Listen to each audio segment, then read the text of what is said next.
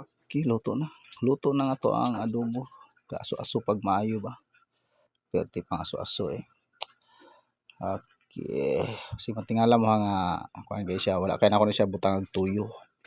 Gamay ra kong gibutang nga tuyo ani mo nang luspad-luspad siya pero sulit na. Okay. Okay, yara. Mag-adobo tag manok. So ato ning kayo-kayo no kay para mapantay ang kapula.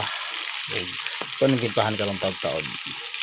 Adobo para sudanon sa atong bugoy sa pag-eskwela niya. Kay first day sa eskwela. Ha? Okay, nagbukal-bukal na. So ato adobo na to mura kuan siya tamis nga alat nga aslom kay naani siya suka atong gibutangan og suka no para mawala iyang langsa. Usa po ni makapawalag langsa ang suka, langsa sa manok. So atong gibutangan para mo kuan siya, mo aslom siya. So lami siya pagkatira kay tirador gud ta. Wow. Ha, daraw.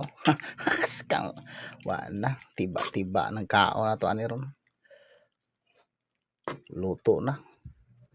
Sarap nga pinobre nga luto. Binisaya nga luto ba sa adobo. Binisang luto sa adobo mga master. So dara. Bites na ni. Luto. Okay, luto na. Luto na nga to ang adobo. Kaaso-aso pag maayo ba. Pwede pang aso-aso eh. Okay. Kasi matingala mo nga kuan kay siya, wala kay na ko ni siya butang og tuyo. Gamay ra kong gibutang nga tuyo ani mo nang luspad-luspad siya pero sulit na. Okay.